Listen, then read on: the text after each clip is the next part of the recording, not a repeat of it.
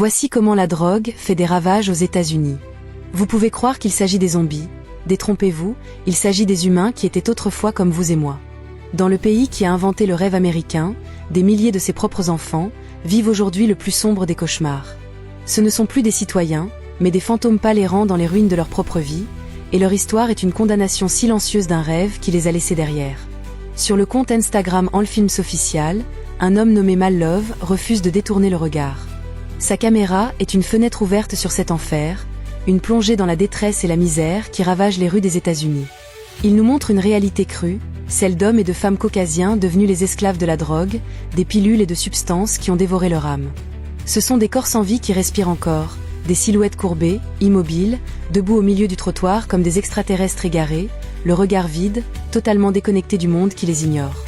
Leur quotidien est un cycle infini et désespéré. Attendre, trouver de l'argent, consommer et recommencer. Ils sont sales, le visage creusé, la peau cireuse, déshydratés. Ils dorment à même le sol, indifférents à la saleté qui les entoure, car la drogue est devenue l'hôte de leur cerveau, le seul maître auquel ils obéissent. La faim n'existe presque plus. Le besoin de la dose a remplacé tous les autres instincts de survie. Ils sont prêts à tout pour l'obtenir, même à commettre l'impossible, car le manque est une torture pire que la mort. Ce qui rend leur histoire si tragique, c'est le souvenir de la vie d'avant. Personne n'a choisi cet enfer. Ils avaient des maisons, des familles, des enfants qui les aimaient. Ils avaient des maris et des femmes qui partageaient leur lit, des travails qui leur donnaient un but.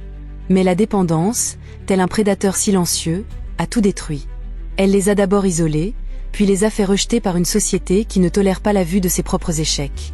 Aujourd'hui, ils sont inemployables, indésirables, des zombies que l'on préfère ne pas voir.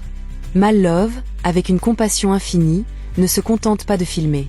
Quand il le peut, il leur tend une bouteille d'eau, un repas chaud, un simple geste d'humanité dans un monde qui les a déshumanisés.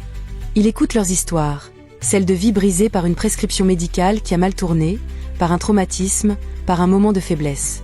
Il nous montre que derrière chaque visage hagard, il y a une âme qui souffre, le souvenir d'un bonheur perdu et le désir, souvent éteint, de s'en sortir. Ces images sont un témoignage insoutenable de la misère. Elles sont remplies de tristesse, de détresse, et nous forcent à la compassion. Elles nous rappellent que la dépendance est une maladie, pas un choix moral. Ces personnes ne sont pas des monstres, mais les victimes d'un fléau qui pourrait toucher n'importe qui. Leur agonie silencieuse est le reflet d'une société qui, malgré son opulence, a échoué à protéger ses enfants les plus vulnérables, les laissant mourir à petit feu sur le bitume froid de l'indifférence. May his soul rest in peace. If you can go back to when you was younger, what advice would you give to your younger self?